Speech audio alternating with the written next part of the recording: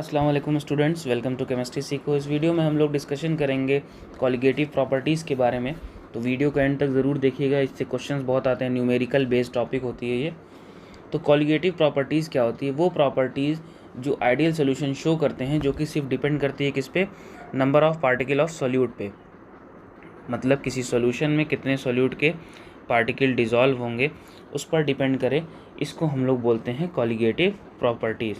ठीक है, अगर इन वर्ड को हम इनकी वर्ड्स की मीनिंग देखें तो को माने होता है टुगेदर और लिगेटिव माने होता है लिंक्ड। ठीक है, तो ये ऐसी प्रॉपर्टीज़ होती हैं जो लिंक्ड होती हैं। और टू बी स्पेसिफिक अगर हम कहें तो कॉलिगेटिव प्रॉपर्टीज़ वो प्रॉपर्टीज़ होती हैं जो कि लिंक्ड होती हैं किससे? मोलर मास से। मोलर मास ऑफ सॉल्यूट कह लें, सीधे मोलर मास ऑफ सॉल्यूट से। तो यहाँ पर हम लोग ना इन प्रॉपर्टीज़ का इस्तेमाल करते हैं मोलर मास को कैलकुलेट करने के लिए भी। इसीलिए कहीं कहीं पर जब हम इसकी हेडिंग्स देखते हैं तो ना इस कॉलिगेटिव प्रॉपर्टीज़ और आगे लिखा रहता है and determination of molar mass, ये भी लिखा हुआ रहता है। तो यहाँ पर हम लोग इन प्रॉपर्टीज़ का इस्तेमाल करके मोलर मास भी कैलकुलेट करेंगे सॉल्यूट का। ठीक, अब कॉलिगेटिव प्रॉपर्टीज़ 4 तरह की बुक्स में मेंशन की हुई है। जैसे सबसे पहली जो है हमारी वो है relative lowering in vapour pressure. Relative lowering in vapour pressure.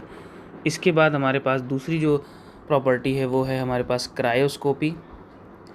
Then उसके बाद हमारे पास है इब्यूलियोस्कोपी। इसके बाद फिर हमारे पास है चौथे और आखिरी ऑस्मोसिस। ठीक है, तो ये 4 जो प्रॉपर्टीज़ होती हैं ये कॉलिगेटिव प्रॉपर्टी एनसीईआरटी में मेंशन की और सिलेबस में है। तो हम लोग इंडिविजुअल एक एक वीडियो में एक एक टॉपिक के ऊपर डिस्कशन करेंगे, क्योंकि अगर चारों एक साथ पढ़ेंगे तो काफ़ी लंबी वीडियो हो जाएगी। तो इस वीडियो में हम लोग relative lowering in vapour pressure के बारे में स्टडी करेंगे। तो वीडियो को एंड तक ज़रूर देखिएगा ताकि पूरी बातें क्लियर हो। और अगर कोई क्वेश्चन या डाउट राइज होता है तो कमेंट सेक्शन का यूज़ करिए। तो चलिए शुरू करते हैं। सबसे पहले हम क्या पढ़ेंगे? Relative lowering in vapour pressure. Relative lowering in vapour pressure कब अराइज होता है? हमने इसके बारे में प्रीवियसली थोड़ा सा हिंट भी दिया था कि जब कभी नॉन वोलाटाइल सॉल्यूट डिज़ोल्व होता है किसी सॉल्वेंट में। क्या होता है? Non volatile solute. अब नॉन वोलाटाइल सॉल्यूट क्या चीज़ होती है? ऐसा सॉल्यूट जो कि ईजिली इवापोरेट ना हो। जब ये किसी सॉल्वेंट में जाता है तो ऐसे केस में जो सॉल्वेंट का वेपर प्रेशर होता है, ठीक है, वो ज़्यादा होता है कंपेरिजन टू सॉल्यूशन। जो सॉल्यूशन बन रहा है उससे। इसी को हम लोग बोलते हैं लोअरिंग होना या वेपर प्रेशर घट जाना। ठीक है ना,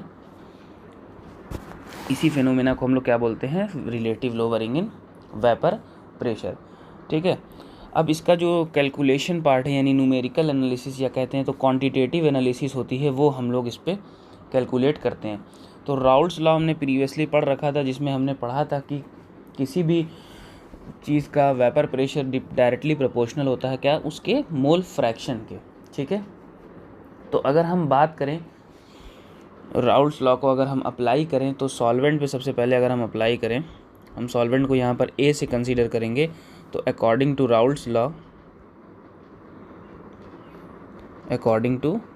लॉ हमको क्या पता है कि वेपर प्रेशर ऑफ सॉल्यूशन या सॉल्वेंट डायरेक्टली डिपेंड करता है किस पे? मोल फ्रैक्शन पे। यहाँ पर जो पी ए रिप्रेजेंट कर रहा है, this is a vapour pressure of solution है। ठीक है, और यहाँ पे जो एक्स ए है वो क्या है? हमारा मोल फ्रैक्शन है। ठीक है ना, मोल फ्रैक्शन जो कि हमने पहले भी पढ़ रखा है।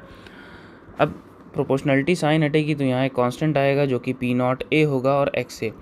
तो पी नॉट ए जो है basically vapour pressure of pure liquid है। ठीक है, अब जो भी चीज़ ली जाए उसका वेपर प्रेशर जो होगा वो पी नॉट ए से रिप्रेजेंट किया जाता है।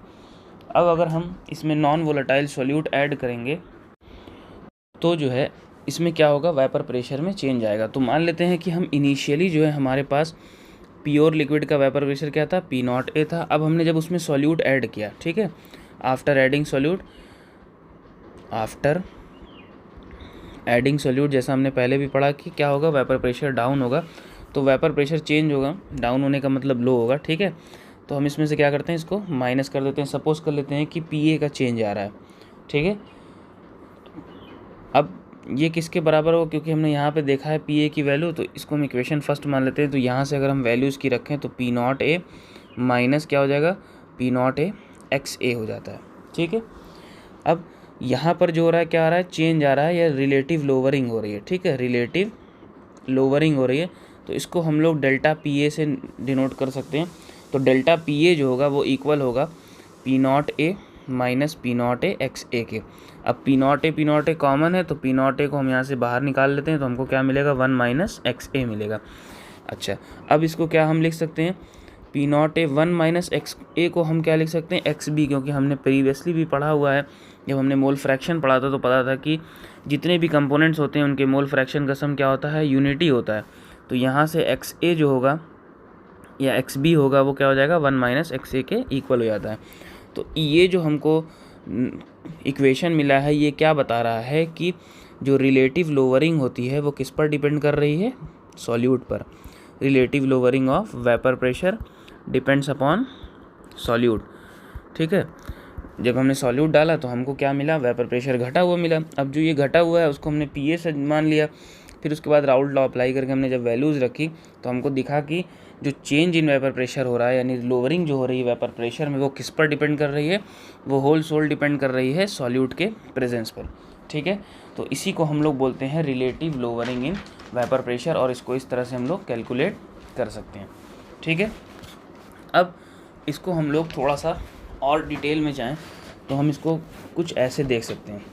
जैसे मान लीजिए हमने क्या किया कि हमने थोड़ा सा इक्वेशन को चेंज किया, तो हम इस इक्वेशन को कुछ इस तरह से लिख सकते हैं, P not A, basically X B को वहीं छोड़ दिया, पी नॉट ए को नीचे ले आया, बेसिक अलजेब्रा अप्लाई कर रहे हैं। अभी हमने ऊपर देखा कि P A delta P A किसके बराबर है, P not A minus P ए के, और नीचे क्या आ गया, पी नॉट ए, ठीक है। तो ये हमको इक्वेशन मिल गया कि mole fraction of solute will be P not A minus P A upon P not ए। इस इक्वेशन को भी हम लोग यूज़ करते हैं कैलकुलेट करने के लिए न्यूमेरिकल्स वगैरह, ठीक है। अब जो है अगर हम इस पे क्या करें, राउल्ट्स लॉ को अप्लाई करें, according with the Raoult's law देखें और एक्स बी को हम एक्सपेंड करें, ठीक है। तो हम इसको क्या लिख सकते हैं, हम इसको कुछ इस तरह से लिख सकते हैं कि जब एक्स बी एक्सपेंड होता है तो it is a mole fraction then mole number of moles of solute upon total number of moles of solute. तो यहाँ दो कंपोनेंट, एक सोल्यूट एक सॉल्वेंट, तो हम कुछ इसको ऐसे भी लिख सकते हैं, ठीक है। अब अगर बहुत ज़्यादा डाइल्यूट सोल्यूशन होगा, ठीक है, for a very dilute solution, for a very dilute solution यानी कि इसमें जो है सॉल्यूट बहुत कम हो, तो ऐसे केस में जब सॉल्यूट कम होगा तो Na जो होता है क्या होता है, मच ग्रेटर हो जाता है Nb से। तो हम इसको डिनोमिनेटर में इस पार्ट को इग्नोर करते हैं और हमको क्या मिल जाता है, equation P not A minus P A upon P not A is equals to Nb upon Na, ठीक है। ये हो गया हमारा relation between the number of moles of solute and relative lowering in vapour pressure, okay.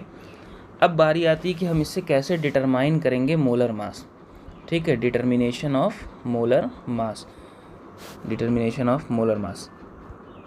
तो हमको already पता है कि number of moles of solute क्या होता है, जो कि हम लोग सिंपली कहते हैं given mass upon molar mass. तो Nb को हम लोग क्या लिख सकते हैं, WB अपॉन Mb, ठीक है, और Na को हम लोग क्या लिख सकते हैं, WA अपॉन Ma, जहाँ पर WB और WA जो है given mass of solute and solvent हो जाएगा, और MB और सॉल्यूट एंड सॉल्वेंट, और हमारा जो MB है वो क्या हो गया, हमारा मोलर मास ऑफ सॉल्यूट हो गया। तो यहाँ से हम लोग मोलर मास को डिटरमाइन कर सकते हैं उस चीज़ के, उस कंपोनेंट के जो कि रिस्पॉन्सिबल है किसी भी लिक्विड के वेपर प्रेशर को घटाने पर सॉल्यूशन फेज़ में। यानी कि इनिशियली जो वेपर प्रेशर था वो ज़्यादा रहेगा, जब सॉल्यूशन बन जाएगा तो कम होगा, जब नॉन वोलेटाइल सॉल्यूट ऐड होगा। उस सॉल्यूट का हम लोग यहाँ से मोलर मास ईजिली कैलकुलेट कर सकते हैं इस इक्वेशन से, ठीक है।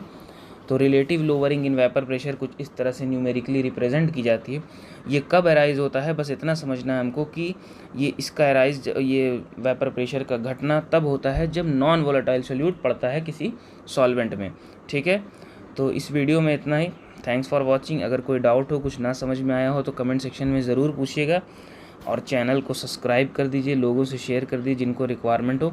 कोशिश रहती है कि शॉर्ट वीडियो रहे, सीधे प्लेन फॉरवर्ड बात हो जो टॉपिक है उस पर। तो अगर पसंद आए तो लाइक कीजिएगा, लोगों से शेयर भी कीजिएगा। Thank you.